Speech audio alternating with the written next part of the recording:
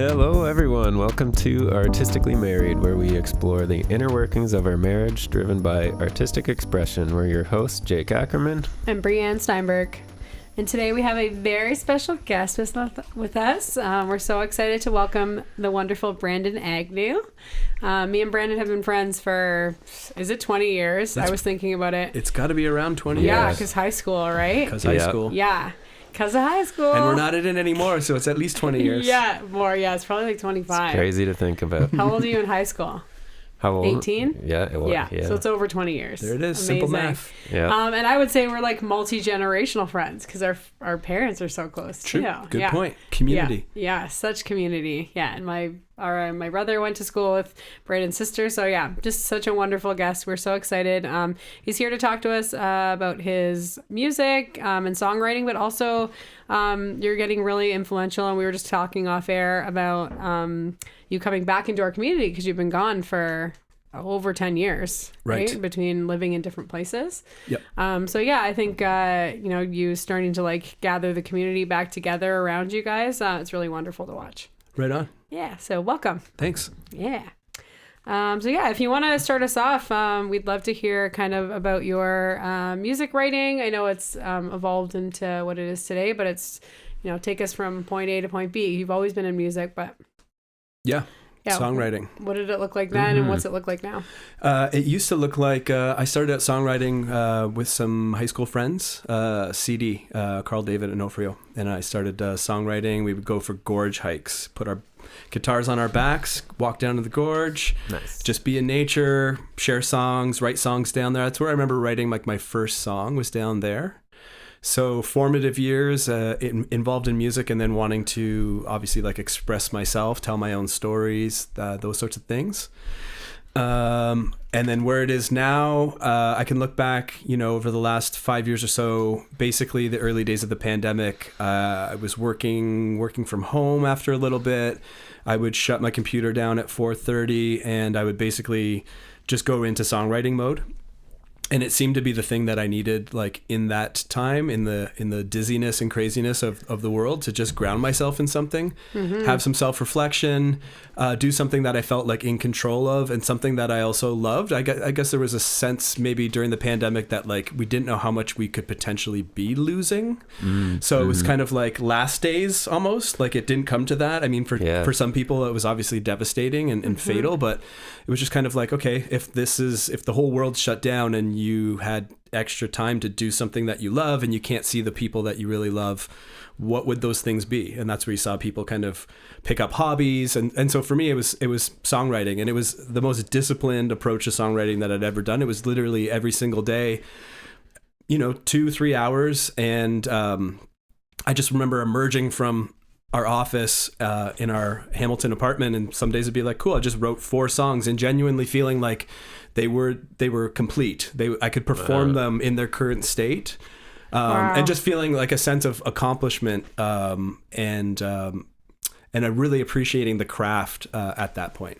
Yeah, as like a therapy model, really. Total therapy model. Yeah. Yeah, it's awesome. Yeah. I love that you were saying, that it was like a way to express yourself. And I totally feel that when I like watch you play, I'm like, you're, talking about all these different experiences that you're having and like different emotions that you're having, which I think is so powerful. Yeah, People it's would great. Kill for that. Yeah, well, I mean, find your medium, find your way to like, put a little stamp on the world and do it. I think that's probably like the spirit of all of the things that, myself, my partner Jess, our community is all about. Just find what you love and just do what you love. Life can be short. So it's just like, put good vibes out and just as long as you love doing it, then it's worth doing. Totally. Yeah. Especially in the art realm, right? Yeah. So you had kind of said that it was during the pandemic, but and obviously, like you were saying, since high school that you were doing it, and then it became more specific, let's say. I know that you have had some like major health scares, and that's what I thought you were going to say when you were going to answer this question. I didn't realize that it was going to be the pandemic.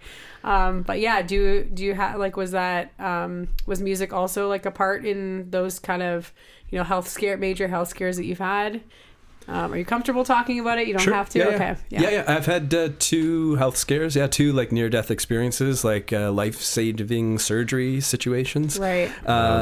I'd say looking back on those moments, coming out of those moments, I think you do a bit of a quick scan of, what does it mean to be here? What does it mean to contribute something to the world? What do you love to do? Like, what is sort of your heart song? And music for me is, it's a very spiritual, cosmic sort of experience. When you're in the pocket, in a jam, in a moment with other musicians, when that extends to like an audience, it's just like the best feeling. It's the best feeling, you know? So yeah, it's definitely something that I thought about a lot coming out of both of those health scares. Yeah. For sure. Yeah, that's what I thought you were going to say, because I know those were like scary for the community that rallied around you. So I think, and again, using your voice to tell those stories really can end up resonating with other people that might be possibly going through that. Same with the pandemic, obviously. But I think, those like interpersonal, dealing with fear in that way, I think can really resonate with other people and inspire them, right? Yeah, for sure. And I've used it as the ultimate expression for gratitude for people that have interjected in those moments and like saved my life, the course of events, whatever you want to sort of call that, of just feeling so grateful to be here and to be able to do these things. I also think the other thing with music that I really admire, and probably from the pandemic example, is that it's just like so attainable. Like we're literally looking at instruments right now, and then compare and contrast. Like there's also a screen, so there's like activities that are like passive that just ask us to sort of be there, and it'll do the sort of work. And then there's I love music because it's engaging, and it's just like you never know what's going to come when you pick up that mandolin or that guitar, and when you exchange it with other people, it's just like you don't know what's going to come of that moment, and a lot of times it's like a completely unique moment. Yeah. So that's why I was thinking back to the pandemic. It was like it was one thing I didn't need to rely on something that I could no longer access in my community. It was like I have a pad of paper, I have a pen, I have a guitar, and there's all these ideas swirling in all of our heads in those moments. It's just like, let's just try to put some of those thoughts onto paper, put them to some sort of song structure, and go on to the next one, and have fun doing it. Yeah, I like that with your style of playing. Like we saw you at Silversmith, I think the one time, and you had a couple songs that were kind of just like, it reminded me of like an old folk song, like really easy to pick up lyrics, like easy to sing, but then you're encouraging like the audience to sing along with you, and they've never heard the song, right? And, maybe half the room kind of picks up and gets along with it. And like, that's a really great experience that I feel like used to happen all the time in the past. And you would sing these simple songs, and it's just great having people singing it in a room, Right. I feel the same. Like, thanks for saying that. It's become probably my favorite quality of writing songs and performing songs is the communal aspect of it, of calling people in. I don't know if it just demystifies. Music's in all of our DNA, so it's something that we recognize. If you give a refrain, the melody, the words, people will pick it up. By like minute 1, people will be like, oh, okay, that's where this is going. Yeah, I can repeat this sentence. I can repeat this, Yeah. And like, I didn't grow up in like a church community or anything like that, but I really admire that quality, and I do attribute that. Like when I think about my identity as a musician, I really admire being like a folk artist. I think it's just like, it involves just commonplace stories, draw inspiration from living in Ontario, traveling around Canada, things that I see, people that I love. And then I think about that attribute writing songs. And sometimes the easiest songs, or like the simplest songs, are the hardest ones to write. Yeah. But when they come from the heart, and it's just like, it's such a beautiful moment to be sort of like conducting that and asking people to be vulnerable with you, because it's vulnerable being on stage. Yeah. It's vulnerable being an original songwriter as well, and saying like, I believe in my songs, and I want to share what I have to say in my art. And then inviting people in, I think is kind of like it's a good icebreaker. Yeah. And I think it lets, and not everybody's comfortable with it, like you said, maybe half the room or whatever, but it lets people's guard down, and it reminds them of something outside of themselves that we all probably are craving sort of more and more as To life express gets yourself, busier and Yeah. a bit more, I don't know, especially in an disconnected. artistic way. In an artistic way, yeah. Yeah. I love that you related it back to church because, yeah, both of us did grow up with very strong religious backgrounds. Like it was like a, every week you go to church type of thing. And I think, yeah, that community like singing together is just so amazing and so beautiful, right? Yeah. So, yeah, I think it kind of does the same thing. You go to church and they put the words up on the screen and everyone's, the expectations you are going to sing together. So, yeah, it takes like something like, artistic vision where you're watching somebody entertain you to it becoming that community relatability. Right. So, yeah, that's awesome. I love it. Right on. And you started to touch on this, and we're really going to get into it with your new songwriters club that you guys started. But yeah, do you want to just talk us through your writing process? We love getting musicians on and kind of hearing what their process is, and I think sometimes that can really motivate other people if they're sitting at home and listening to this and thinking like, how do I start? How do I go first route? So can you walk us through kind of like how you process writing a song? Yeah, sure. I find that songwriting for me works in seasons and it works in batches. So we're in the winter right now. Winter is a time of like reflection. I find that a lot of songs tend to emerge this time of year. They do emerge in all seasons. I find that summer sometimes is a bit more reserved for like being out and sort of performing and connecting with people that way. The fall has a certain quality to it and the spring has a certain quality to it. I've used motivation from other people, other songwriters, musicians. So yeah, you mentioned the Songwriters Club. We'll chat about that. It'd be great. I'm also been a part of a monthly part kitchen party, part cabaret that some friends in St. Catharines have been doing at Mate. And each of those months has a theme. And so sometimes I'll sort of accept that as a personal challenge to be like, I'd like to bring a new song to, this month's performance. And then overall, I would say that I like to sit at a writing desk. It's an old like French Canadian wooden, beautiful writing desk, pad of paper and pen. I write on an $80 Hondo guitar, which is a Japanese plywood guitar. I just love the feel of it. And it's very analog. I like very analog sort of approaches. And the thing with the songs coming in batches is that when I'm allowed to sort of zone in, meaning like if I get like a Friday night and I don't have anything necessarily going into Saturday, then I can really kind of get into the mindset of like, this is what I want to be doing. And you kind of have to dig a bit deep. And, but then I find that songs tend to come in batches of at least 3. Cool. Which is for me. And so there is an element of discipline that the pandemic taught me, is that if there's no such thing as writer's block, if you just sit down with it 5 minutes, 20 minutes, an hour, whatever you can find, then at least you're doing it, to your point earlier, like whatever it is you want to be doing, you start at step 1. And you just start doing it, and whatever happens, and at least you're giving it attention, and that was your sort of like company and companion for those moments. But so discipline works well. And sometimes the well runs dry and there's just like it's not coming, but sometimes that's a reminder to listen to different styles of music and pick up on other templates and formulas and patterns that other people have used that are proven to be like really effective or evoke a certain emotion. It also helps for me that I have like 2 original projects on the go, so I can sort of say, okay, I want one is like a blues project and another is like a bluegrassy kind of project. Yeah, they're both not traditional, those things, but that's the best way to kind of explain them.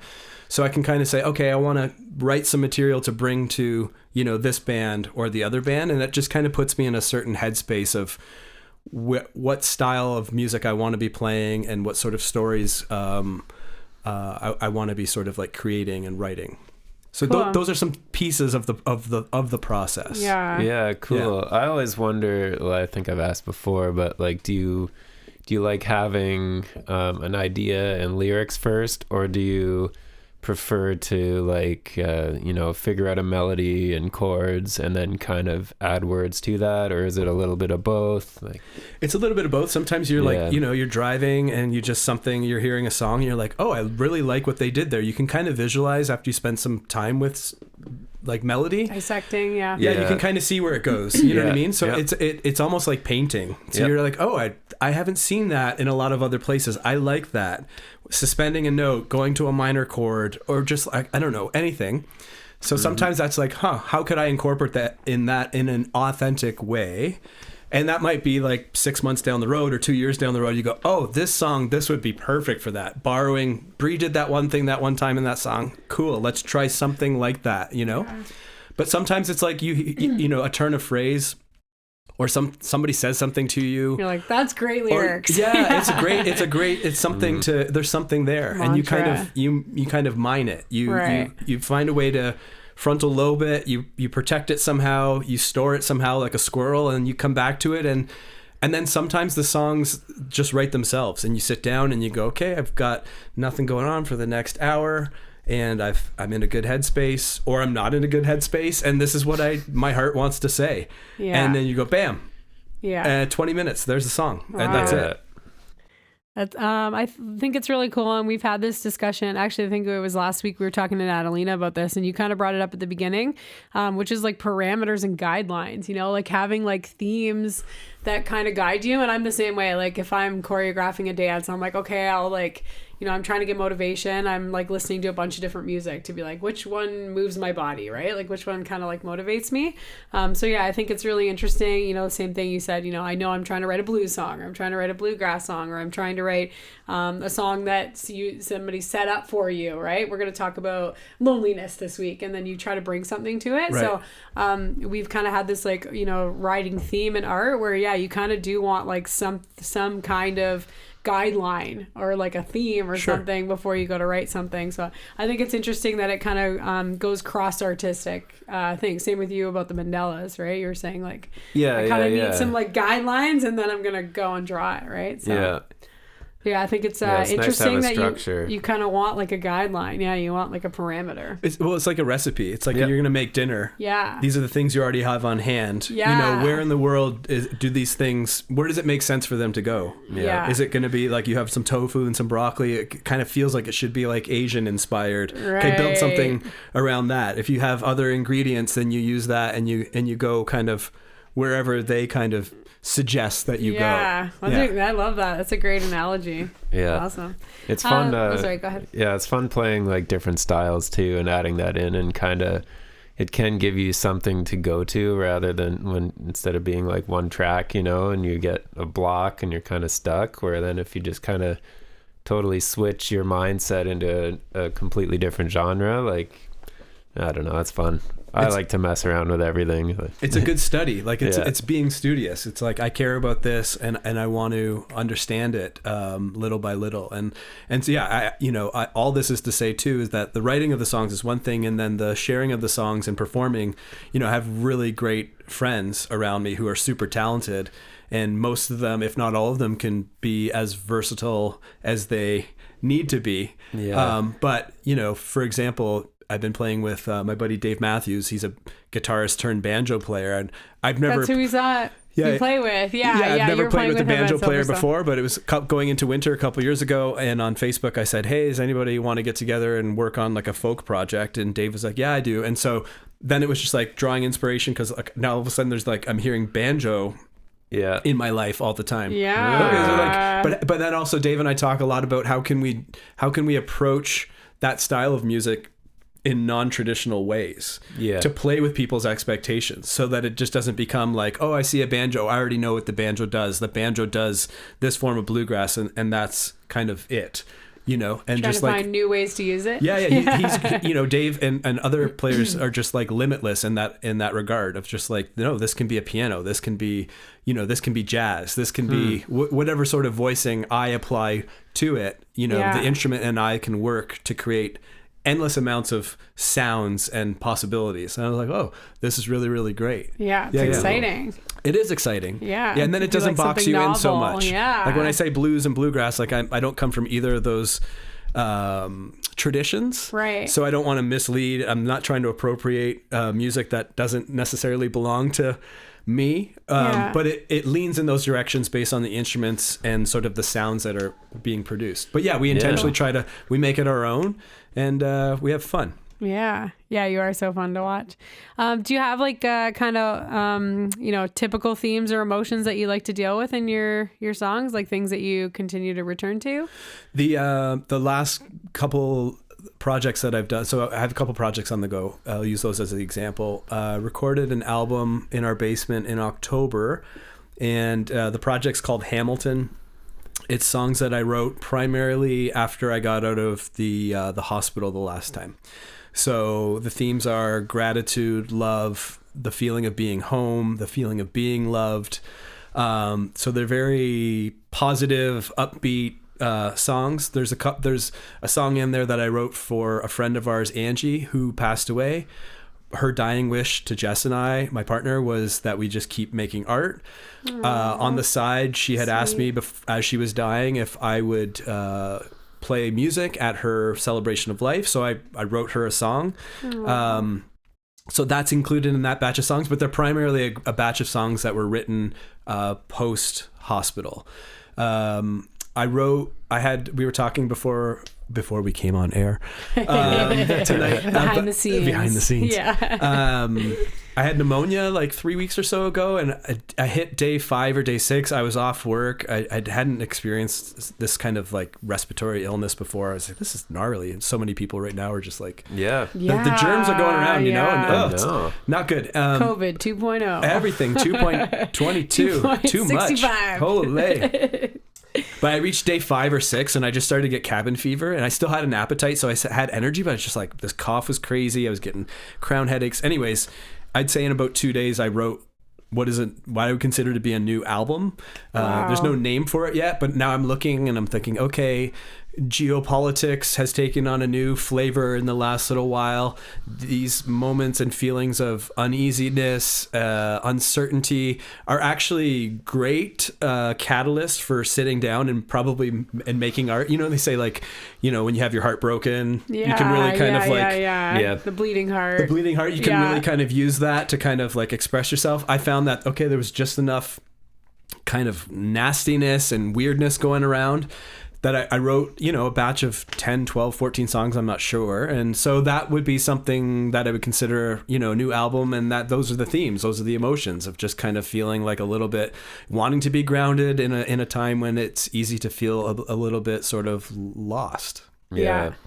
I love that about you. I think like, you know, you could have been the total opposite, where you came out and just felt like so downtrodden and so like scared. You know, you could have been writing from a place of like, that's a serious, you know, life altering experience where you're coming out of like a life threat, where, you know, you could have been really motivated in a way to write about some negative emotions. And I think that's so beautiful that you came out of it and were able to transform it into like being so grateful and so, you know, having so much appreciation for life and the people around you. I think that is a huge testament to your character, that you were able to make it into a positive, you know? Right on. Yeah. Because it could have went the other way. I think sometimes down to just like, you know, you can't see this if you're listening to this podcast, but I'm holding my cell phone right now. If my cell phone hadn't been charged the morning that this happened a couple Valentine's days ago in Hamilton, like I wouldn't be here right now. Right. It's as simple as that. I wouldn't be able to make the call and et cetera. Like the chain of events, sometimes when you look at how fickle life can be. Yeah. So I was just like, just like a lot of gratitude for people that stepped in a really challenging situation. I had a memory that I forgot about until I want to say about 3 months after my hospital stay. And I was having lunch with Jess, and then she said, "Oh, do you remember that when I left the ICU room, something I went right, and I was in a different room and I didn't see you?" And I said, "Oh." And I kind of went back and I thought, "Oh, I have this memory now, the last memory before I like lost consciousness again." And I scanned the room. There was like three surgeons and like a team, like a big medical team. I would say 8, 10, 12 people in there.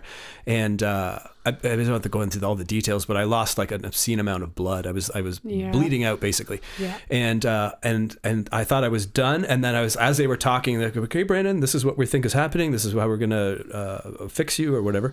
I thought, "Oh, I'm going to be sick fix again." You? And I felt hope they said fix you. They didn't say fix you. Yeah. So we're going to fix you right up, bud. Dr. Herbert.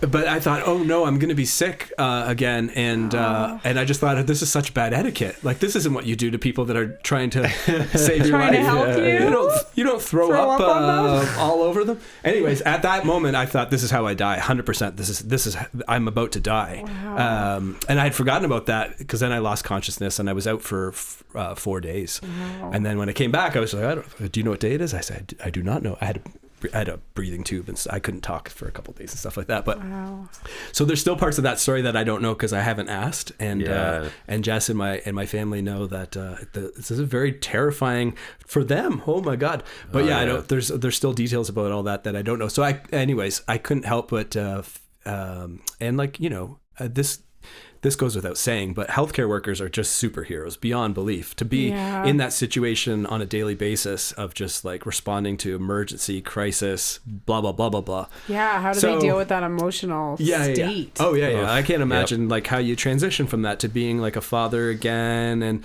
being a mother going home. I hope they're also songwriters. Come up to the Niagara Songwriters Club, first Monday of the month. Yay. At Latte Cafe, downtown St. Catharines. No, so I was full of gratitude. But I appreciate that perspective around, fear. I was just like, oh yeah, I guess you make choices in those pivotal moments around how you want to kind of continue. Yeah. How you're going to respond to those moments. Yeah. Good for you that you were able to. Yeah, good for them. Respond in positivity and that's amazing. I feel like maybe I would have been a little bitter. A little upset, a little bitter. Do you want to share any story behind any one of your songs specific? I mean, obviously the volume of your work is extensive, but and you mentioned the story about your friend Angie. Do you have any other stories that you would like to share with us, kind of as the story behind the song? Yeah, I mean, I've found that I write about what I see and what I experience and what's going on in my life, So on the Hamilton album, there's a song called I'll Leave the Porch Light On. How did I write that song? Jess is working in film. She's up before me, before I have to go to work. She's already out of the house. I come home for the day. I make dinner. I'm hanging out. I'm staying up late. I'm going to bed. She still isn't home yet. She's in the film industry. It's like relentless. It's like long days. Right. I might not see her today. I might be asleep in bed before she kind of crawls into bed. I'll leave the porch light on for her. It's an act of kindness and like recognition. I recognize that you're coming home. So, I'm thinking about you. I'm thinking about you. So that song has references to like, you're in Toronto. I'm on the east side of Hamilton. I'll send you fireworks straight over the Burlington Bridge. Like, I'll do this to say like, hey, you're so special. I love you. That kind of thing. Those are the kinds of songs that I'm interested in writing. Those are the ones that mean something. I have a huge pile of papers, but when you sort through them, those are the ones that clearly rise to the top. You go, oh, that's for somebody that I love. That's a really nice thing to be able to offer to our world, at least to her and I and our community. And beyond that is just like, it's up to anybody else if they like it or not, or if it resonates with them, that's great. But I've written songs for my grandparents, and I wrote a song for growing up on Rainbow Crescent and what it mean around the winter holiday time when we'd all get together and sing like the 12 Days of Christmas together, and our friend's grandfather who lived to be 101 years old, and how much of a great guy he was, and how he was just such a card in those moments, and he would intentionally screw up. You'd say, okay, you're the 3 Lords of Leaping or whatever it is, and he'd be like, oh, I'm the 12 Peppers, whatever, oh, Joe, Those are like, I don't know, those are precious moments for me, so I try to capture them in song when it feels appropriate. Yeah, and I feel like songs, I mean, anyone will tell you this, but like songs are time capsules, so I think it's really exciting that it does kind of like bring back memories where you're like, oh yeah, I'm not in that place anymore, I'm not doing that, I'm not thinking that, my life's in a totally different place, but it was like a time capsule or a memory of like that time period or what you were going through, right? Like you're not in that situation anymore, but it reminds you of it. Totally. And for me, it's a really grounding, it reminds me to be heart open, full of gratitude, because when I perform those songs, I want to remind myself that that the inspiration is all around us, that love is all around us. Yeah. And I'm not like an overly like, positive Patty kind of person. I've also written songs during the pandemic. I wrote an album that was heavily influenced by the first Trump presidency, and it was full of just like buyer beware, like this doesn't seem like the greatest form of leadership in my opinion. Yeah. Now listen, if there's sponsors of this program, don't go canceling.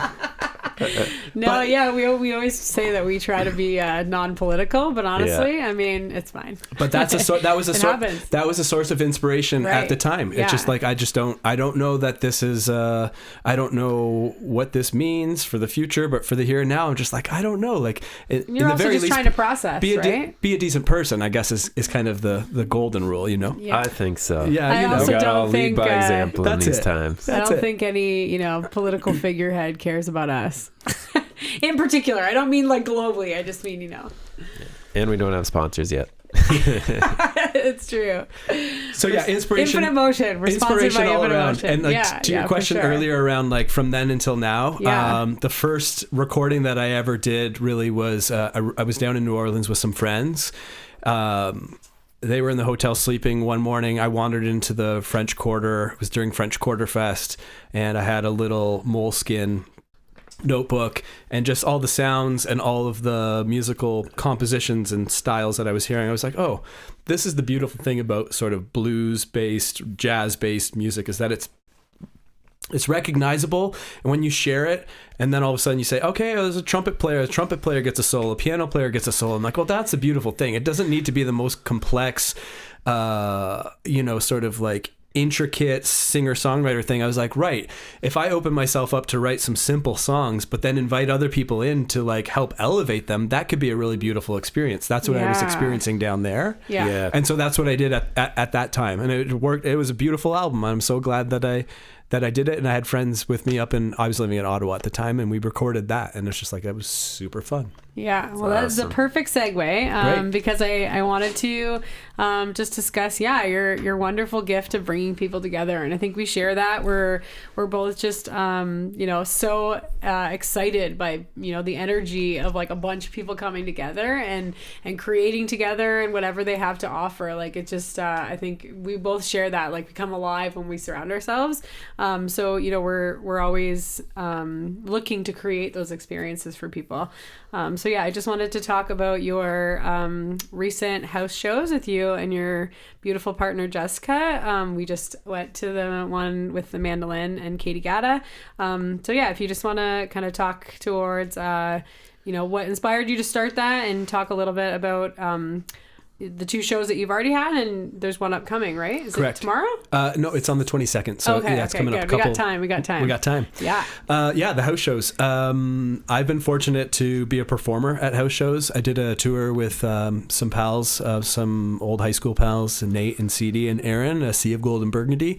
Back in the fall, we went and did an Eastern Ontario 5-day tour.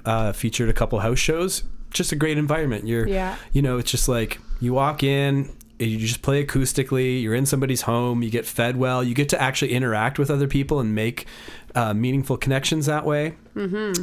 And, you tend to pass the hat or sell tickets in advance. And so what we decided for the cold months, here's the thing, we were talking the other day, for us, you need a strategy to get through winter. You don't just like, oh, it's winter, now what's my plan? It's just hold on for dear life. Hold on for dear life. It's like spring, summer, and fall. You should be strategizing of how you're going to get through winter. Yeah. And last winter was the first winter in my adult life where I feel like I kept the seasonal blues at bay. Amazing. So I attribute that to keeping a social calendar. So and I took vitamin D drops. I was just gonna say I'm drinking vitamin D, man. But now comparing it to this winter, it's it was also really mild and stuff like that. Yeah, last year was so warm. It never hurts to have good people around and to do something that's unique and meaningful and that does connect us, right? So we thought, okay, January, February, March. Once a month, we'll open up our house. The format is 7 to 8 o'clock. Come in, open house style. We put out cheese and crackers and cheese and crackers. I ate my whole dinner and then some. That's who you want for a sponsor. We want this episode sponsored by cheese and crackers. Who doesn't like cheese and crackers? Yeah. So 7 to 8. Cheese and crackers is an understatement. There was warm olives. Oh, there was warm olives. Oh my God. There was in the fridge. There was homemade supersada. There are chocolates. There was these fudge chocolates. Oh yeah, John White brought those. You don't come for the music. Shout out John food. White. Yeah, you can tag him in this. John White. He's been to both, and he's coming to the third one too. So we're gonna give him some sort of plaque. Yeah. Yeah. So amazing. 7 to 8. Come meet some new people. Get out of the house. come into our place, get warm, bring your slippers. 8:00 the show starts. It's a 40-minute set from a local songwriter, a 15-minute break, and then a 40-minute set from a second local songwriter. Should wrap up around 9:45. We're mindful of time commitments by time people travel there. If there's childcare, driving in the dark, driving late at night, whatever, you got something to do the next day. We're not looking to overtax people in terms of like their time expenditure.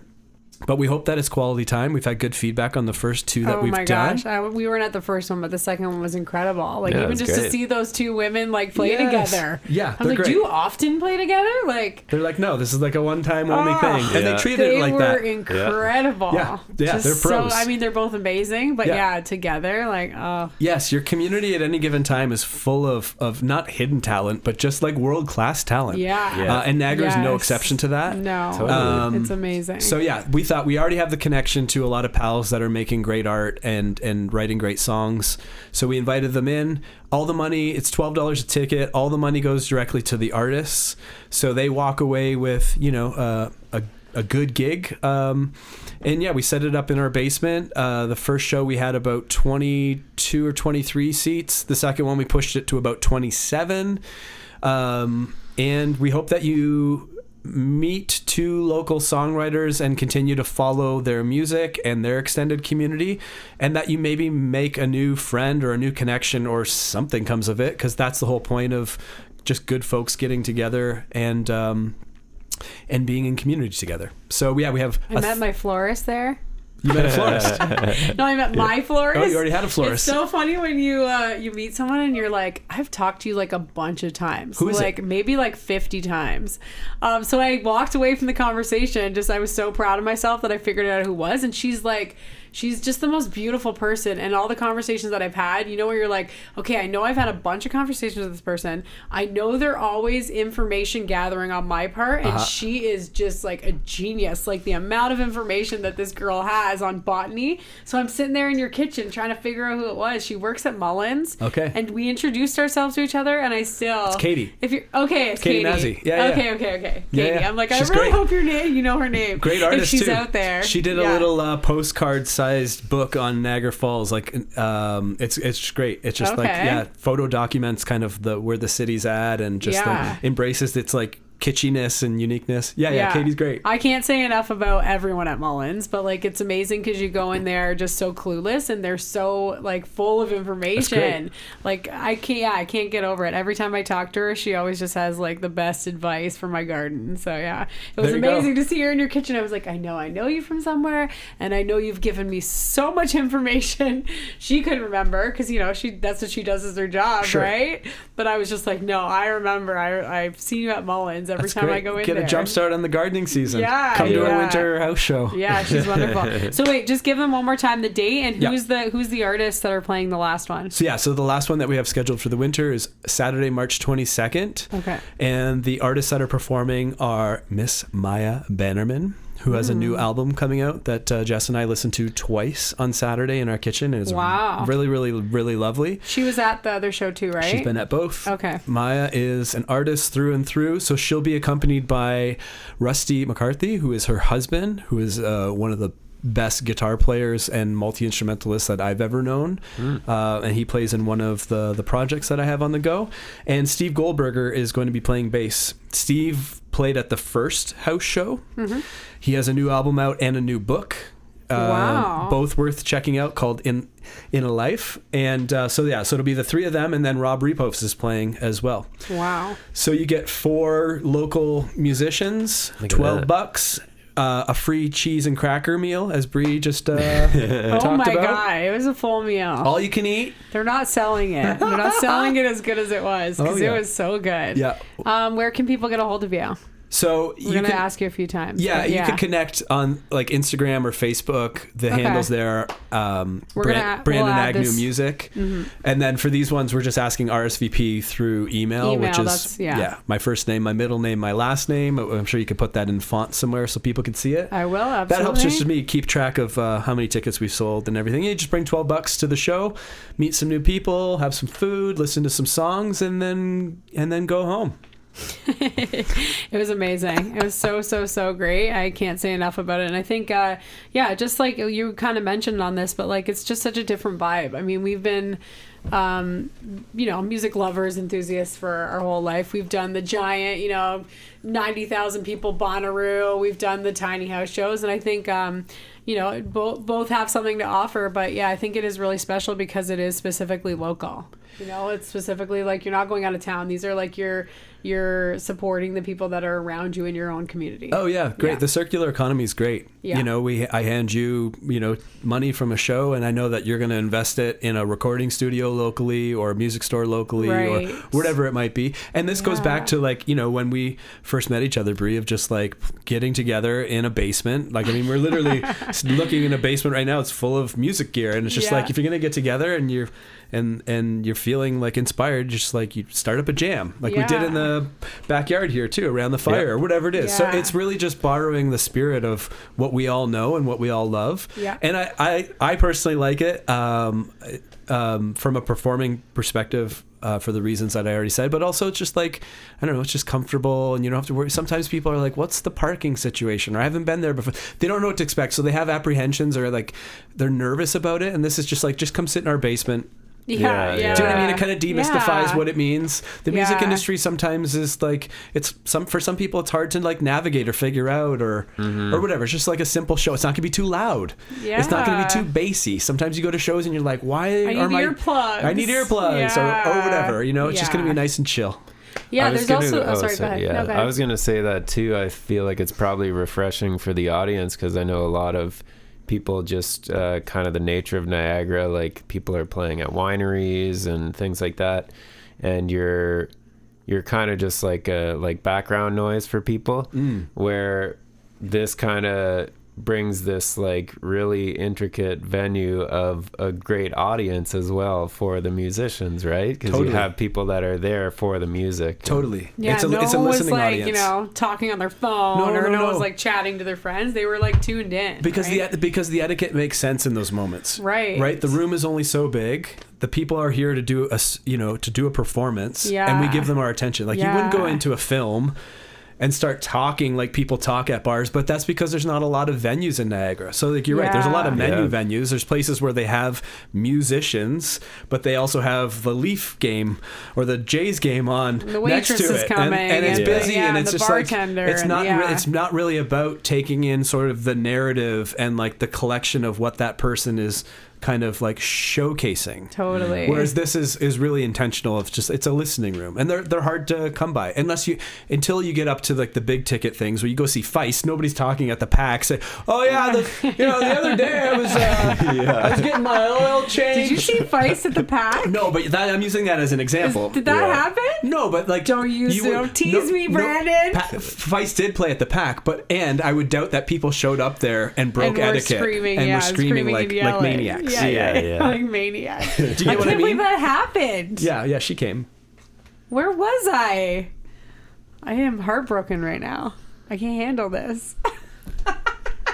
I love Feist. I love that venue. Damn. Ugh. Okay, well, awesome. And we will continue to promote it, and we will put all the information for that show in the comments, so definitely people can check it out. Sure. So definitely don't miss it. It was an awesome opportunity, and hopefully you'll keep doing it. I also this is like not it's not political, but I think I'm always riding both sides. So let's say I grew up as being just like, against the man in terms of corporations. I know now I'm a business owner. So now I'm on the other side where I'm like, no, you know what? They're keeping the heat on and they're having, they're creating the venue and they're curating the experience. So I understand, and I'm not attacking the fact that like, we do have to like pay overhead and stuff like that. But I really love any opportunity. And we'd say this a lot in just like our trade community, or we're trying to like trade services to people. But I love taking out the middleman. Because, when you're talking about an artist and, all this money is going to this, like, let's, say on like a bigger scale, it's going to the record label, or it's going to, the venue or whatever. And the artist is the person, I mean, it feels like it's exploitation sometimes. So I love any opportunity where like the audience just wants the money to go to the artist. Sure. And the artist deserves all of the money. Sure. So I think opportunities like that are just so gracious and, paying respect where respect is due. Yeah, I really appreciate that point. I mean, it's at the point now where if you're an original artist and you want to play a show, you almost have to put on the show. You have to rent the venue, and you have to take 100% of the risk, and typically you're not a marketer, right? So and now so, you're like, doing networking. Yeah. I kind of miss the days of just getting together in a cafe. And so, like, anyways, I guess the point is that we're using what we already have available to us. Yeah. We have a basement. We have a group of friends. Yeah. We've been hearing from friends, and we've been feeling it ourselves over the last few years as we move into middle age, as we move out of the pandemic. All the rest of it is that, like, we knew going into the pandemic, like my day job is I work for the health unit. And so we knew going into the pandemic that like isolation and loneliness were like, they're big problems. Yeah. So how do you solve that on some small scale network? Is just like be in community with people. Yeah. Do I something, think that's the do something only to connect way you people. solve it. Yeah. Because we're trying on our cell phones to do it on a global level, and it's making us lonelier than ever. So I think the only way to do it is to tap back into these like small community scenarios where how many friends do you need? 10? 10. Maybe? That's the number. Scientifically proven. You need 10. If you have more than 10, friends. Too many. Your homework assignment after listening to this podcast is you got to tell your 10 friends. That's it. Get your 10. Top 10. Yeah. Whittle it down. Yeah. Even the science community told us we're only allowed 10. That's 10's it. my bubble. 10's your bubble. Yeah. But I think, jokes aside, I think it is really important that you do, have like that small knit group of friends that you can truly reach out to. Not just a like, oh, hey, yeah, I know that person. It's a connectivity thing. Yeah, and the originally we thought for the house shows, just to use that as an example, we would keep it to just kind of like an invite only. Yeah. But we also wanted to make sure that we sold X amount of seats so that it was worth everybody's time, kind of thing. And we've gotten some people that have just led, friends of a friend of a friend, but like they're the people that want to be there. They get it. Yeah. They've either experienced it for themselves or they're just craving this. We had somebody show up at the last house show. She knew Amanda Lynn. She had never been to one of her shows, but she's basically saying like, I follow Amanda online because I get the sense that there's a vibe about her. Yeah. The way that she conducts herself, who she surrounds herself with, all the rest of it. Yeah. And then realized that Katie Gatta plays under Sleepy Jean. Right. Like that's like her stage name. And she goes, oh, Yeah. I've heard of Sleepy Jean, but I've also never seen her. So for her, it was like a 2-for-1. And she was just kept saying like, this is what I've been looking for. And this is kind of a common narrative. It's not exclusive, but for people that maybe have moved from somewhere else down to Niagara. And if it's like, if they've moved or they lived in a bigger city, like I've lived in bigger cities. So sometimes bigger city ideas are harder to come by in places like Niagara. Right. And so they say, okay, but I used to do this. I used to go to art galleries, or there used to be a lot of different shows or whatever. But down here, I'm just like, what we have is what we have. But I've kind of been missing out on doing kind of like artsy kinds of things. Yeah. And so people have shown up and said, this is really great because I used to do this or I haven't done this in a while. This is what I'm looking for. Yeah. I love that. That's great. Those are the kind of people that you're like, hey, I look forward to seeing you again in the future. Made a new friend. Made a new friend. Yeah. Top 10. That means I have to push somebody else. Somebody else gotta go. Holy. All right, so we had kind of mentioned it before, but talk to us about your songwriters club. I saw a picture from Monday. It looked great. It looked great. I couldn't be there this month. I was sad, but I also had full confidence. I kept looking. I'm like, is that Brandon? I know it was not in the picture. Brandon? I had to work late. We had a town hall, big mediation group meeting in Welland that went really, really, really well, which was great. So the Songwriters Club is something that I started up. I toyed with the idea when we first moved back to Niagara, basically like 2 years ago. I didn't do it, and it's just like anything. It's just like we talked about already. Just start doing it, and then you're doing it. So I drew inspiration from Lukaya Cafe up in Hamilton on Tuesday nights. Our friend Brenna Burns hosts an open mic there, but there's no amplification. It's just bring in an acoustic instrument, people listen. Julie, the owner, stays open late, has amazing date squares and coffee and tea. And so it's just like, but in a community is really formed around it. So when I lived in Hamilton, when I started getting back into songwriting again during the pandemic, I would go to those, and I really loved it. So I thought, okay, I kind of shaped the Songwriters Club around what I didn't want it to be. I didn't want it to be an open mic, and I didn't want it to be a performance. Open mics are great, but they can also go sideways really quickly. I'll just say that. Like a hot mess? Yeah, the hot mess. Here we go, hot mess. For various reasons. Yeah, the mic is open. The mic is open. You get Do you want an open mic? It gets too loud. There's feedback. There's too much dead time in between acts. It's just too long, whatever. Yeah. Performances, when we go to performances, it's great. Hey, you guys came into my Silversmith show. So good to see you. I get to chat with you for 2 minutes. Then I got to go pack up my gear and sort of drive home. Or I see another musician. Hey, your show was really great. They're doing the same thing. It's like, I wanted this to be a hang, and I wanted it to be living room style, where it's just like, if we were just getting together tonight and saying, hey, let's each bring a song and just share a song. No pressure. No pressure. Yeah. Yeah, no pressure. So it's open. Because you all independently do play shows. Mostly everybody there has, but there's been people that have shown up that have never really performed, or they haven't performed in 10 years or whatever. So it's just like anybody that's interested in the songwriting process. Cool. That includes people that are poets. But bring an instrument if you have one, a folk instrument. If not, just borrow one. We meet in the community room at Mate in downtown St. Catharines from 7 to 9 the first Monday of the month.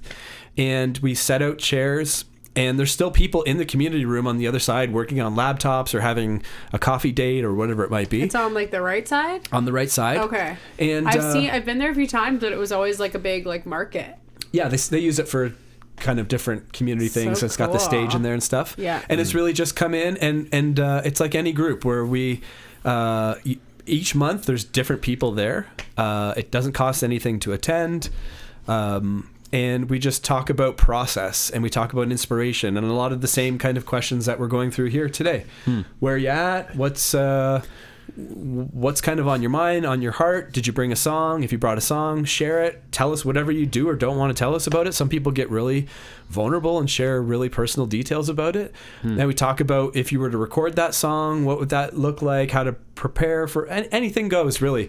And then we talk about off-topic things, and we make inside jokes like, the only rule for Songwriters Club is we go counterclockwise.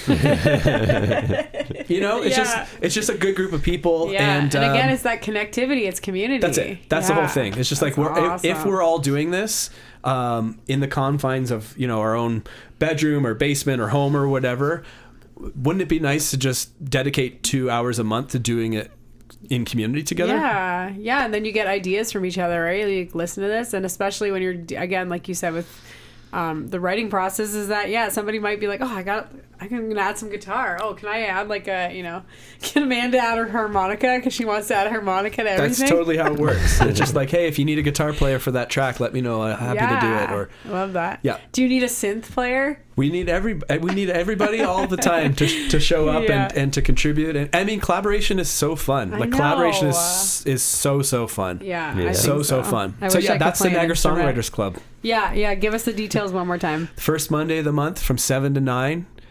Mate in downtown St. Catharines. Amazing. Yep.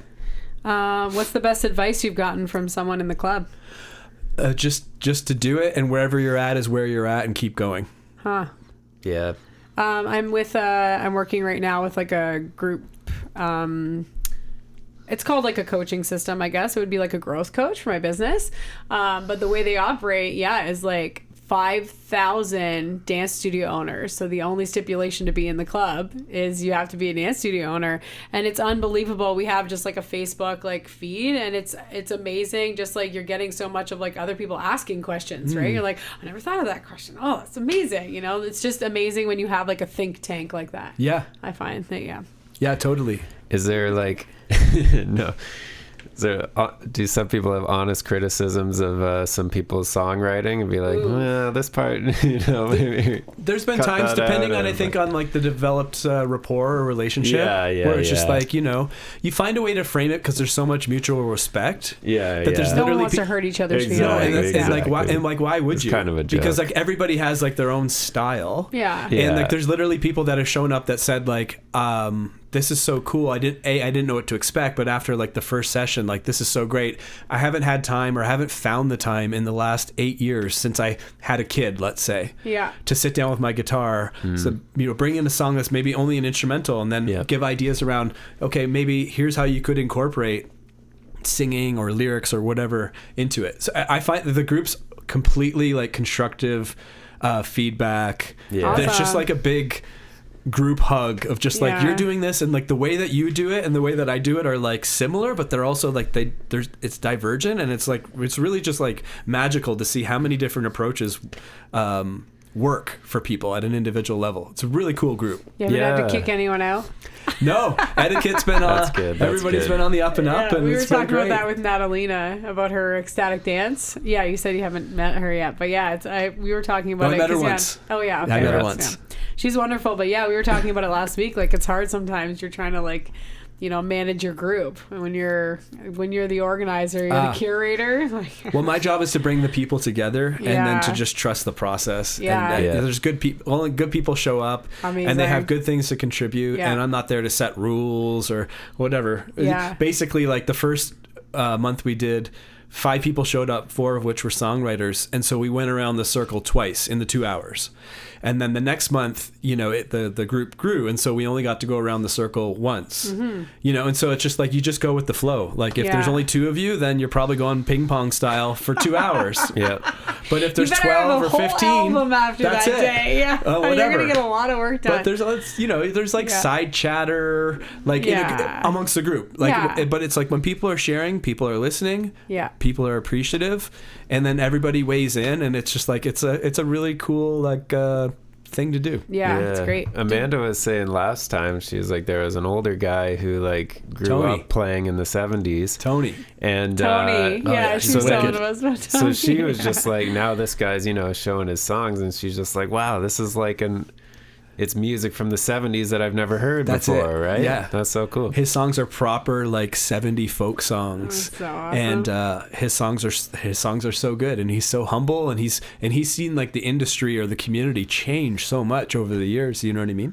Yeah. It's just great to spend time with somebody like that, because like, you don't have to talk about songwriting for the full 2 hours. You're kind of like, remind me, like, we're, Tell me your story. Tony. Yeah. What Tony, bands great did you guy. see? Shout out to Tony. Yeah. He's out on social media. It'd be really hard. Veronica, if you're listening to this, tell Tony he got a shout out. Yeah. Or show him the podcast. That's it. Yeah. It's on Spotify. All right. I think that's a good time to take a break. Love it. Sure, yeah. Yeah. All right, we'll be back.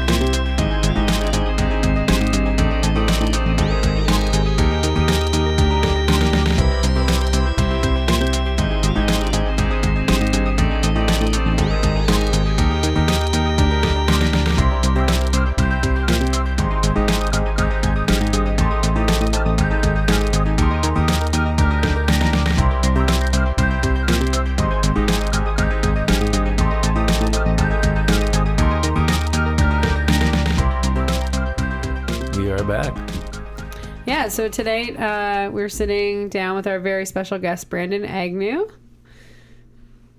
Yes, it is yes. So yeah, we were talking, we've kind of dug into your music and your songwriting and the community that you're growing here in Niagara. We're so blessed to have you here now. We're so happy that you moved out of Hamilton and joined us back in your rightful place. The motherland. Yeah, back to the motherland, Niagara Falls. You are so vocal and so affluent, and all the information that you're putting out is always just so incredible.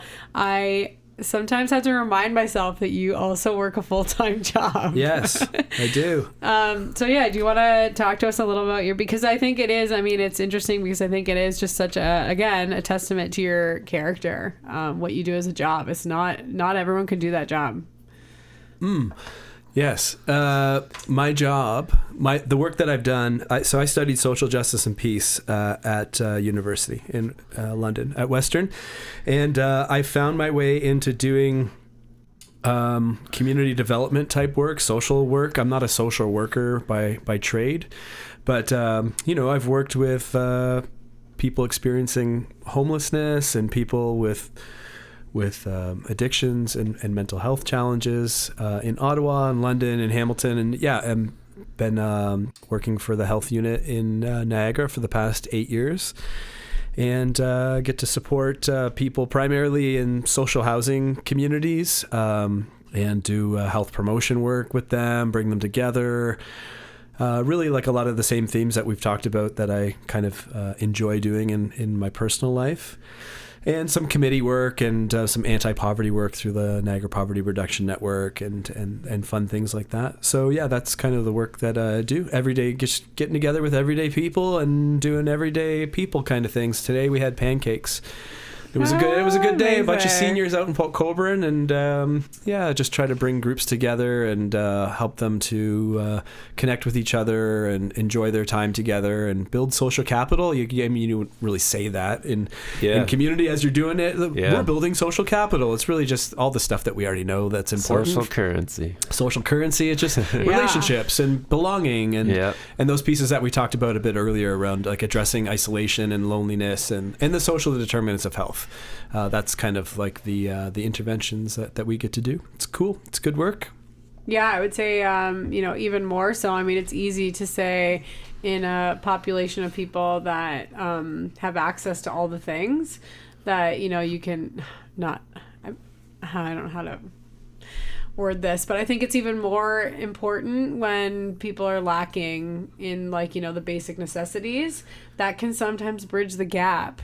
That, it can't, replace dinner or replace meals or replace housing or shelter, but it really can give you this sense of peace when you have the camaraderie of community around you. Sure. In the absence of things that, again, it's such a hard topic for me because I am a bleeding heart, and I'm like, how in a first world nation, how do we even not have availability for everyone? But I think even more so, that it can be like that, shining beacon for people who are really struggling in terms of poverty. Yeah, for sure. It's the thing that people look forward to. It's just like hanging out with their neighbors. Yeah. And we kind of, sometimes this kind of work is described as like animating, just bringing to life kind of a situation and pop up some tables and some chairs, invite people in for coffee, start some conversations, get to know who they are, let them share what they're comfortable with their neighbors. And, outside of the time that I'm in these communities, I see firsthand because people tell me, I guess it'd be secondhand, but like that, I needed a grocery run, or I needed help getting my prescriptions, or I needed somebody to knock on my door, or I needed somebody to call me, or somebody to come over to play cards. And now they have access to that because those are quintessential human needs. We are social creatures, so we do need to be around other people to make sense of our lives and the world and all the rest of it. So that's kind of what the job is in a nutshell. So fun. It is it's super fun. Rewarding. It's fun and it's rewarding, and there's days where it is heartbreaking, that you just mentioned, and there's days where you wish that you could physically approach policymakers and grab them by the scruff of their neck and just say, hey, enough with the people that have way too much, and a little bit more for the people down here, sir.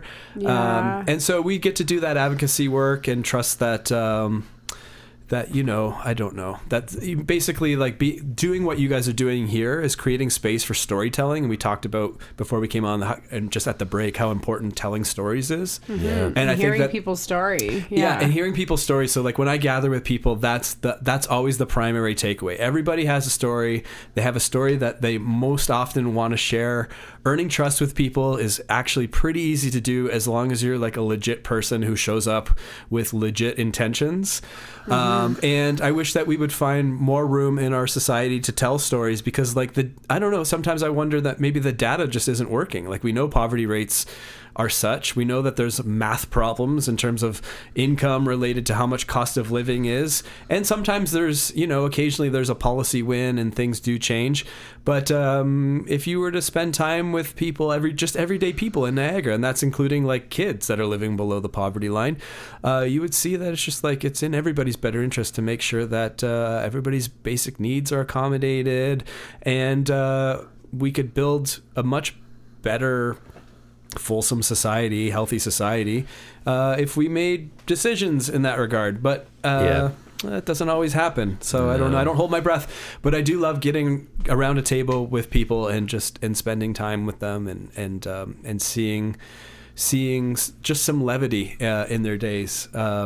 And they're all providing that. I'm just kind of like, a fly on the wall or somebody that's there to help. Give me a task. I'll do dishes, like whatever. I'll take out the garbage. Whatever you need me to do, I'll do it. It's a privilege, I guess, both ways for me to be able to spend my time with them as well.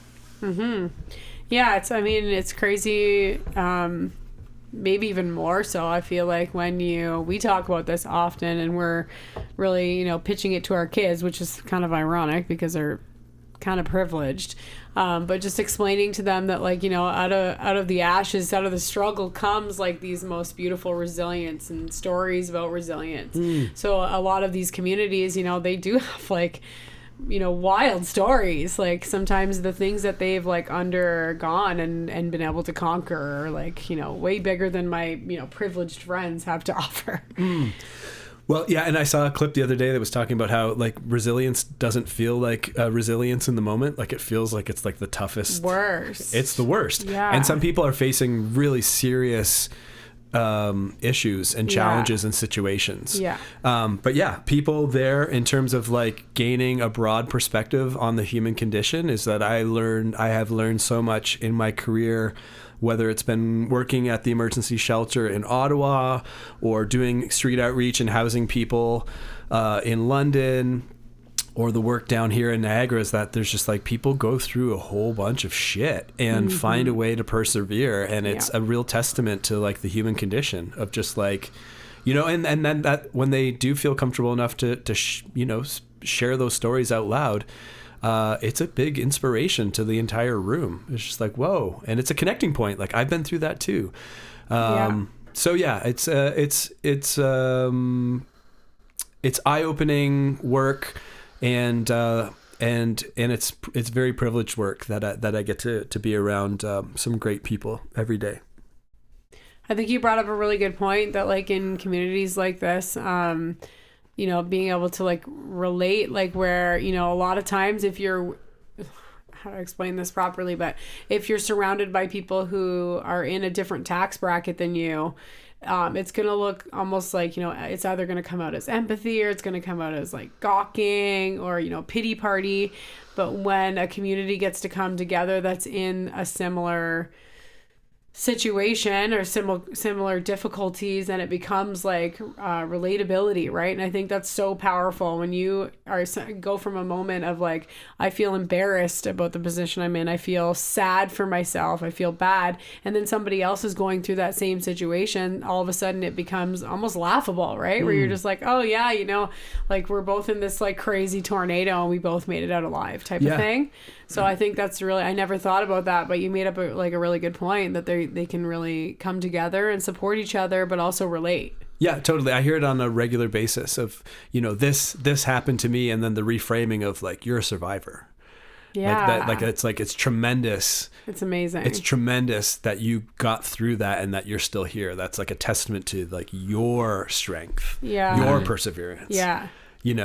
Yeah, we try to teach our kids all the time. We're like, stop trying to get the easy way out. Like, go head in for the struggle. You weren't born in a scenario where you're ever going to have to like, be necessarily like, don't know where your next meal is coming from. Like our kids are just not in that scenario. But I always tell them, I'm like, put yourself in those scenarios where you challenge yourself, where you have to create struggle, because we're born into like, we specifically are born into like a privileged situation where I tell the kids like, don't shy away, don't like hide from those struggle scenarios, because that's when you build your resilience. Yeah, that's where the growth comes from. Yeah, that's crazy. You have to make it up yourself, but like, that is a way to also continue to grow as a person. Totally. And not just take the easy way out all the time because it was handed to you. Totally, yeah. I tell them they need to get jobs. That's it. Start working. I'm like, you're 9. Can't you get a job now? So yeah, I just my last question is just to kind of get your vision for your music, for your community. Are you constantly thinking forward? I know you were talking about a little bit about your music projects that you have on the go. Where are you going in the future? What's around the bend? Yeah. I appreciate you guys having me on too. It's super fun to have this conversation. So I have a couple creative goals for the year. Have both of the projects that I have. The one band is called the Euchre Party. That's like the bluegrassy Canadiana band. The Hamilton album that I talked about that we recorded, plans to release that this year with some video that we shot during the recording process, just to show people sort of what it looks like to set up a studio in your basement and to have your friends over and to have a backyard fire and have food together, just documenting kind of life. And the other band, which is kind of like bluesy, some songs that I wrote in New Orleans in particular that we get to play, has a trombone in it. It's really cool. It's called The Night Shadows, and we've been working on an album at Steve Goldberger's out in Niagara-on-the-Lake. So I'm hoping that both albums will be available this year to release. And happy to do the house show thing, happy to do the Songwriters Club thing. We play local shows wherever and whenever we can, and we have good fun doing it. And then I try to squeeze in, a tour of Ontario or two a year, ideally with some pals. So I'll be going back up north, northern Ontario this summer, which would be good. North? Wawa. Nice. Okay. Yeah. When you see the geese, yes. you have arrived. Yeah. That's right. Yep. So we'll be doing that, and chatted with Aaron and CD and Nathaniel about going back and doing another Eastern Ontario tour in the fall. We did it basically in and around Thanksgiving last year, and it feels like a really nice time for the four of us to be in the car together. And we drove from Peterborough to Wakefield, Quebec, which is one of my favorite cities, towns in Canada. And we took Highway 7, and just like the trees were just like in full force in terms of like their autumn colors, and it was so nice. So yeah, we'd like to maybe make that a tradition and do that again. And then shows, Hamilton, Toronto, and around Niagara. Those are kind of like the big endeavors, the big creative endeavors for the year. Very cool. Yeah, Holy. Yeah. It's a lot of plans. It is a lot of plans, but it's like anything. You get a template down, and we have places in Niagara that really like what we do. So the Crystal Chandelier has been really great to us, and said, "Come, be yourselves, sing only your songs, and people have a good time and they dance." And so we like playing at places like that, and nice. I'm always happy to do shows, with people or collabs with people. I like, we mentioned Amanda and I have done a couple like creative collaborations in the last year or so, and just learn a lot from her and respect her a lot, and just people like that. It's just like, let's just do it. Cool. That's it. Amazing. Well, we're gonna get you. Are they still doing shows at Camp Cataract? Camp Cataract changed owners, still doing shows. I'd say it's more of like a punk hardcore kind of community. I didn't know Into that. Yeah. So it's a bit of a deviation from like the uber folk community that Katie and Adam had nurtured. I was gonna say I only went to see Katie and Adam. Yeah. Well, that's why I went there. Shout out Katie Webb. Yeah. Katie Webb. I just need to say, I know that we're like. Katie Webb is like inching her way into my top 5 funniest people of all time. Every time I see Katie, she says one thing that I just like I laugh and I just stare at her and I'm, God damn, you're funny, like, Katie. Are you trying to be funny? She's so funny. She's so funny. Yeah. Yeah, Adam too. They're both wonderful. Adam's a huge inspiration. Yeah, he just is always thinking 12 steps ahead, making content. Just any and all things. Art. Just pours out art. A lot of respect for those two pals. Shout out to both of them. They're amazing. Yeah. Thunderclap. Yeah. Thunderclap. I did a dance with Thunderclap about 10 years ago. Yeah. They're amazing, and that's why I used to go to Camp Cataract. I mean, obviously, all the entertainment was awesome, but I used to go to good pizza hang too out with them. Yeah, great everything. And the tuck shop. I missed the tuck shop. Yeah, totally. So just before we get you to play a song, we're so excited. Just let us know one more time how people can get in touch with you, follow you. I'm actually going to add it in the comments underneath the podcast. Sure. One more time, how can they reach you? They can reach me. I keep my Instagram pretty updated. So it's Brandon Agnew Music, AGNEW. Brandon Agnew Music. Same with Facebook. I have a Facebook page. I end up just using my personal Facebook page. I'm not into TikTok, or I don't spend a lot of time on YouTube or anything like that. The best way would be to, come to a show and introduce yourself, and let's find a way to make some art together. But yeah, the Instagram page, I like keeping up to date. I've been doing a photo a day sort of personal goal for myself. I just love photography, so it just causes me to find a moment in my day to just be still and to take a composition of something and to just and to post it. Yeah, I forgot I was going to bring that up, but I loved the convenience store series, because that was something I always really loved as a kid. Not so much now. I don't typically eat what's in a convenience store all that often anymore. Just like to look at it. Fair, me too. But as a kid, like, I remember going in them, and they're each one has its own, like, totally different character. It's its own little world, and like, and then as a kid, you go in there, and it's got all the bright colored candy, and it's just this, it's like. It was the best thing when you're young. But like I love the series because like every single one you go to is just its own off the wall little thing, and they're awesome. Yeah, thanks. To me, like, I think about this, writing songs during the pandemic and putting bands together and all the rest of it.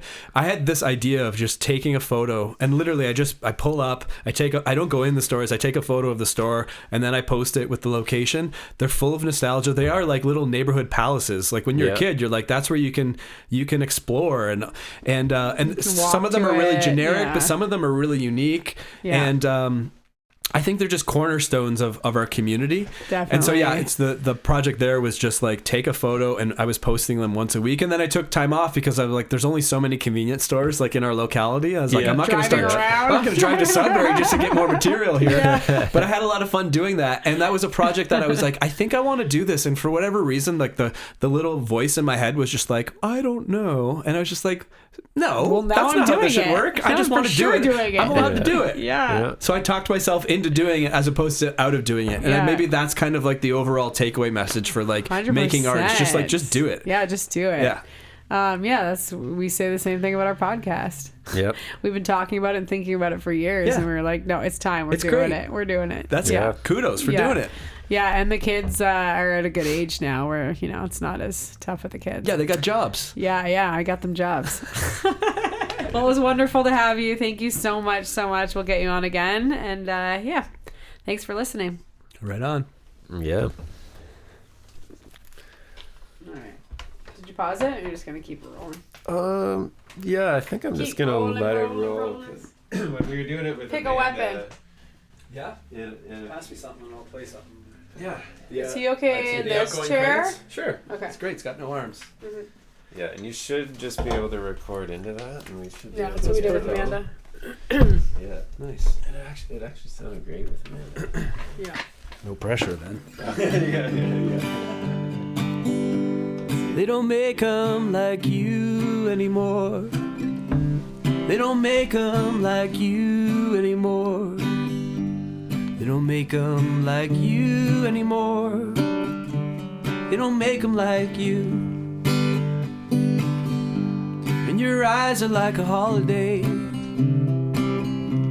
the gentle kiss from far away. I really think it's safe to say they don't make them like you. No, they don't make them like you anymore. They don't make them like you anymore. They don't make them like you anymore. They don't make them like you. And I found your love etched in stone, the feeling that brought me home. You told me I was never alone. They don't make them like you. No, they don't make them like you anymore. They don't make them like you anymore. They don't make them like you anymore. They don't make them like you. Mando solo.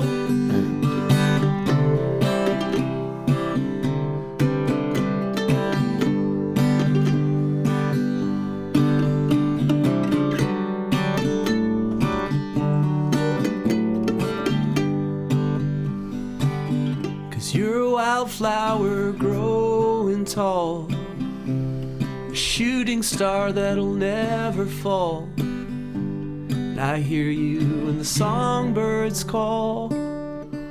They don't make 'em like you. No, they don't make 'em like you anymore. They don't make 'em like you anymore. They don't make 'em like you anymore. They don't make 'em like you.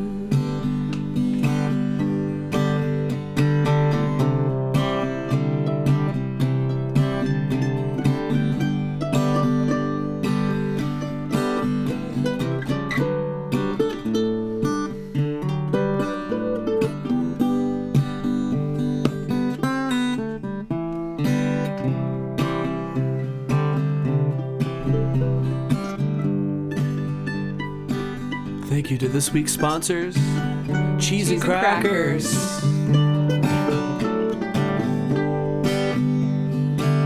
No, they don't make 'em like you anymore.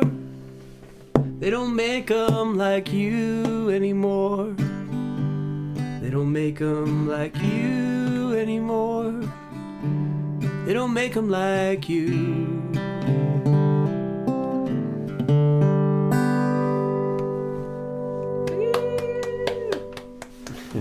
Beauty. Don't forget to follow us on Spotify and you'll never miss a podcast. Fun times. Good job, team. Podcasting. That's a wrap. That's a wrap.